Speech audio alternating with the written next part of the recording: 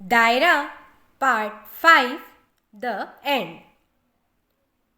संजीव धीरे से मुस्कुराता हुआ महिमा के पास आकर खड़ा हो जाता है और धीरे से उसे उठाकर अपने बराबर खड़ा करता है और उसके चारों तरफ घूमता है और हंसते हुए उससे कहता,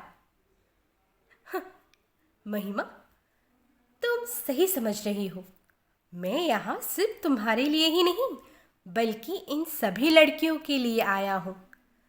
तुम सभी की हिफाजत की जिम्मेदारी अब मेरी ही है। अब जल्दी ही सब सही हो जाएगा। ये कहकर और उसके हाथों और पैरों की रस्सियों को खोल देता है।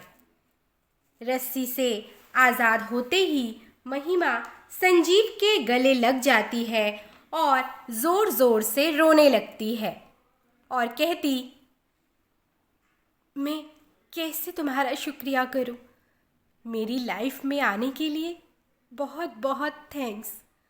आज अगर तुम नहीं आते तो हम सब का क्या होता? मैंने आज तक तुम्हारे लिए जो भी सोचा था, तुमने उन सभी बातों को आज यहाँ हमें बचाने आकर सच कर दिया है। एक बार फिर तुम पर मेरा विश्वास और बढ़ गया है संजीव। इस तरह हाथ जोड़कर उसे थैंक्स कहती है और रोती हुई भावुक सी हो जाती है। तभी अचानक संजीव महिमा के हाथों से खुद के हाथों को छुड़ाते हुए उसे अपने से थोड़ा दूर करते हुए कहता, ये सब तो ठीक है महिमा, पर तुमने मुझे इतने कम समय में बहुत अच्छे से समझ लिया है ना। मानना पड़ेगा तुम्हें। तुमने जो मुझ पर इतना विश्वास किया उसका फल तो तुम्हें देना ही था। सो मैं आ गया। अगर नहीं आता तो तुम्हें और इन लड़कियों को ऐसे रोते बिलखते तड़पते कैसे देख पाता। वो है ना कि तुम हो तो बहुत ब्यूटीफुल, पर साथ ही एक नंबर की बेवकूफ़ भी हो। बल्कि ऐसा कहें, तुम जैसी लड़कियां जो खुद को बड़ा इंटेलिजेंट समझती हो, तुम लोग ये भूल जाती हो कि हम लड़कों के आगे तुम्हारी क्या औकात। तुमने सही कहा था कि तुमने मुझ पर जो भरोसा दिखाया मैंने उसका मान रखा।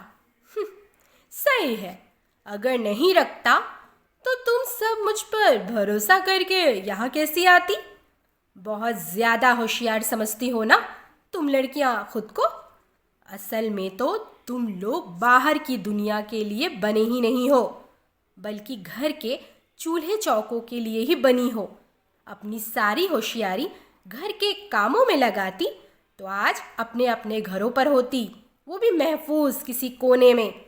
पर तुम्हें तो मोर्चा निकालना है हम लड़कों के खिलाफ, हमसे सभी मामलों में बराबरी करके। तो अब भुगतो और यहीं सड़ो। यही डिजर्व करती हो तुम सब। तभी बाकी सभी लड़कियां एक आवाज में कहती, हाँ हाँ, यही वो है जिसकी वजह से हम सब यहाँ हैं। तुम कैसे इस लड़के पर भरोसा कर सकती हो? इधर महिमा इन सब बातों को सुनकर चौंक जाती है। संजीव का ऐसा रूप तो उसने सपने में भी नहीं सोचा था। संजीव के मुंह से निकली हर बात जैसे मानो महिमा के दिलो दिमाग को भेद रही हो। वो एक टक संजीव को घूरती और शॉक हो जाती। ऐसा लग रहा था जैसे उसके पैरों तले से ज़मीन ही सरक गई हो। इधर संजीव कहता, चिंता मत करो, मैं ही हूँ तुम सबका गुनहगार, और जब इतना हसीन गुनाह कर ही दिया है तो इसे अंजाम तक तो पहुँचाना ही होगा। तभी महिमा गुस्से में कहती, ये सब तुमने किया? मुझे यकीन नहीं हो रहा। तुम्हारी हिम्मत भी कैसी हुई हमारे साथ ये घिनौना खेल खेलने की? पहली बार अपने लाइफ में किसी पर इतना भरोसा किया था मैंने, किसी को अपना समझा, और उसने इस तरह मेरे विश्वास का गला घोटा। ऐसा कैसे कैसे कर सकते हो तुम? मैंने तुम्हें क्या समझा था, तुम क्या निकले?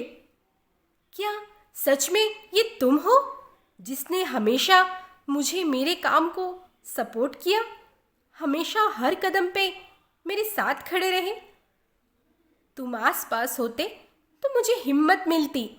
मैंने हमेशा खुद को तुम्हारे साथ महफूज पाया है, और आज तुम्ही ने हमें मुसीबत में डाल दिया। ये तो बताओ, ऐसा क्यों किया तुमने? क्या दुश्मनी है हम लोगों से तुम्हारी, या यूं कहूँ इन सभी लड़कियों से? ये मासूम लड़कियां, क्या समझते हो तुम खुद को? हमें कमज़ोर कहकर तुम ताकतवर नहीं हो जाओगे।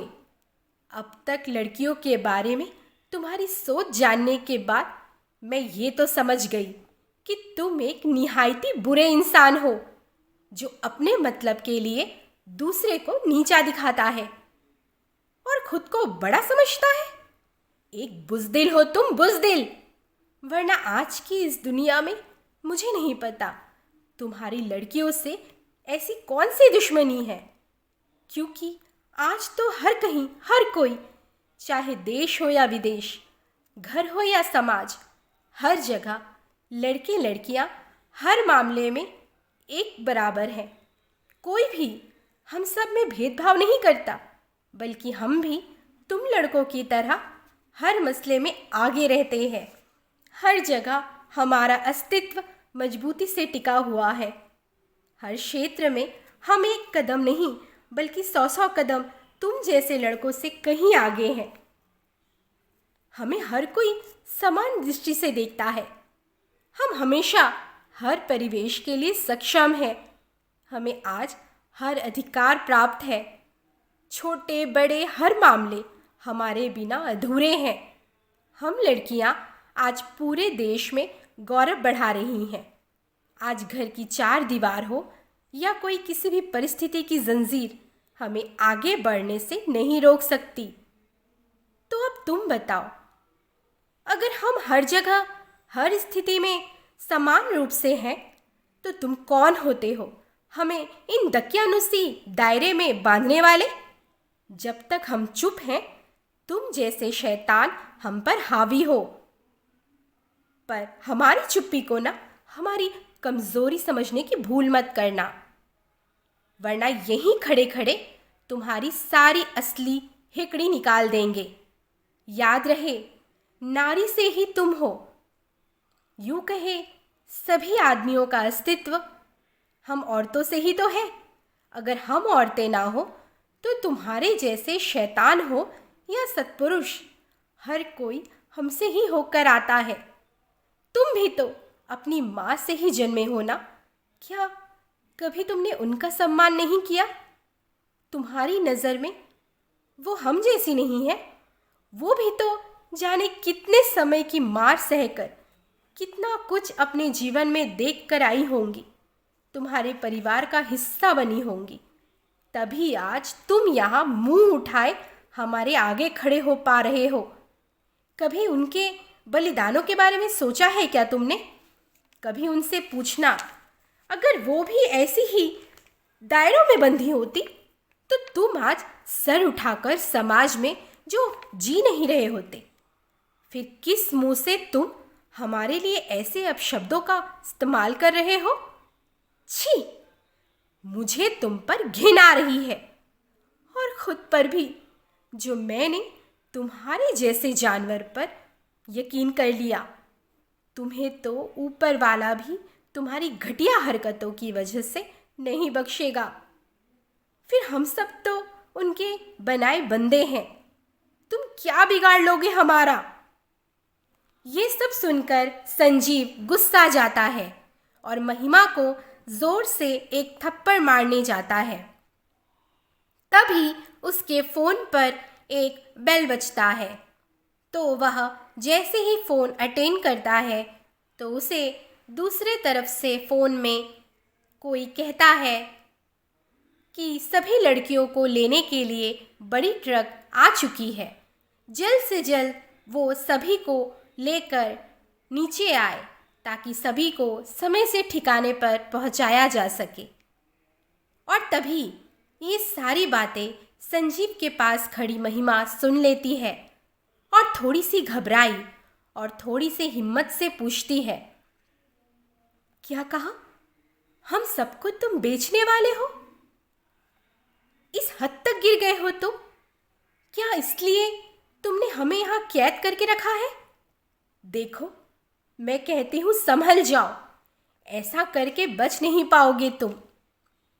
उसी वक्त संजीव मुस्कुराता हुआ कहता, चलो तुम्हें पता तो चल गया कि तुम लोगों की आज़ादी का समय बस खत्म होने ही वाला है।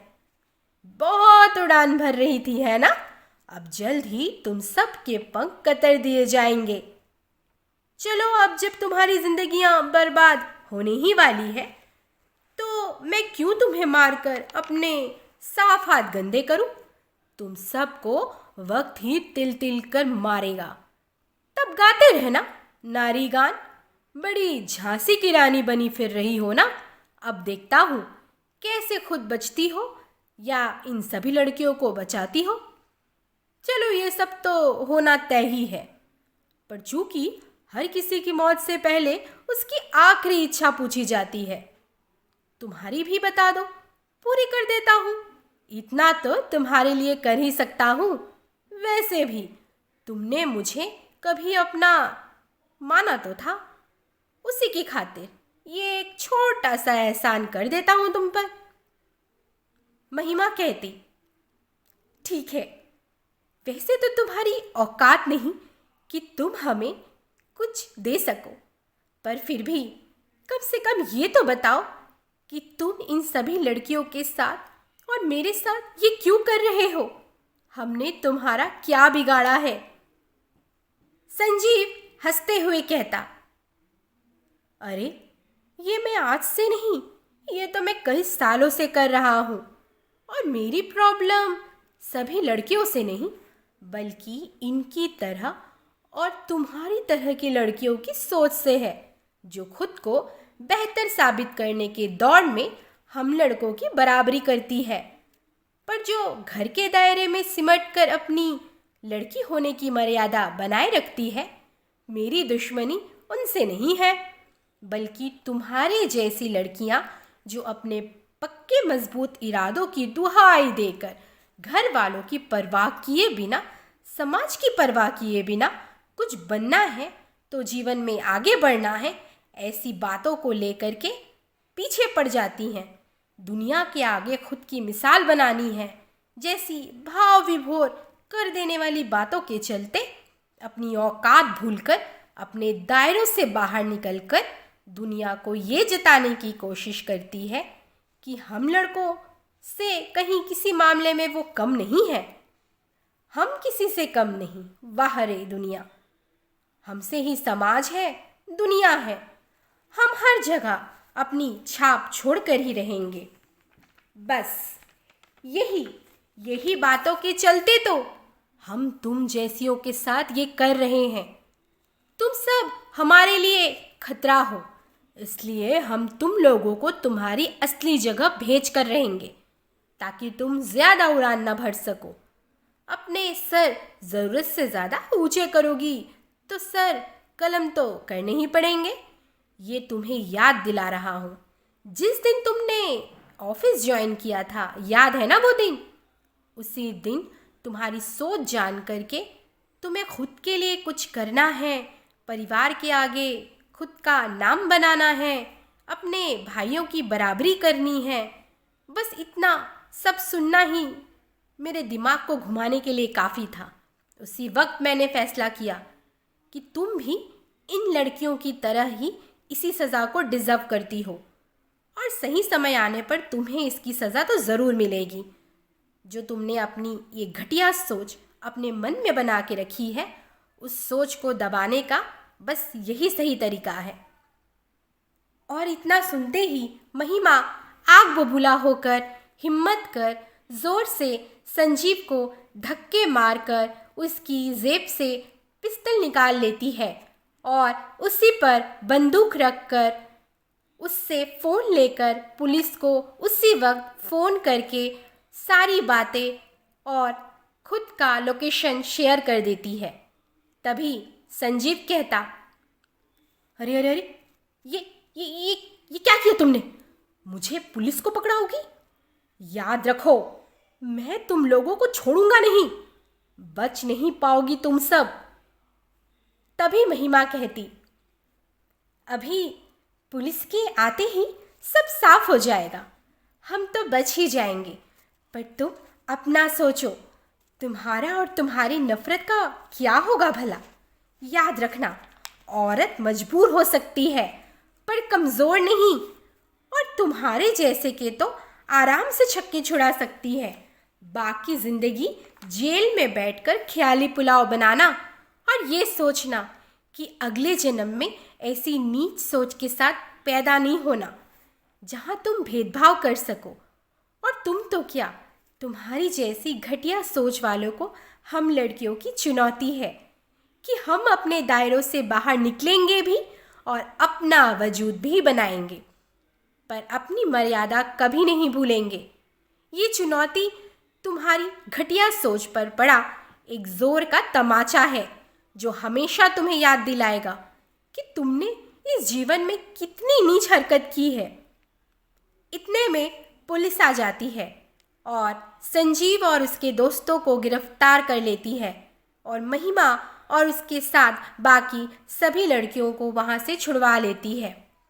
साथ ही महिमा को एक खतरनाक गैंग को पकड़ने और इन सब साजिशों से सभी लड़कियों को बचाने के लिए पुलिस द्वारा और सरकार द्वारा सम्मानित करने की घोषणा करती है।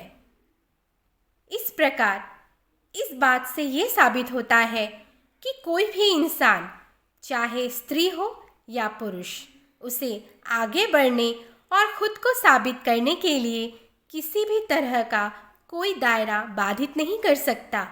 हर व्यक्ति निश्चित रूप से दायरे में रह कर के भी अपने खुशी से अपने व्यक्तित्व को निखार सकता है, मर्यादा में रह कर के भी अपनी पहचान बनाकर जीत को हासिल कर सकता है।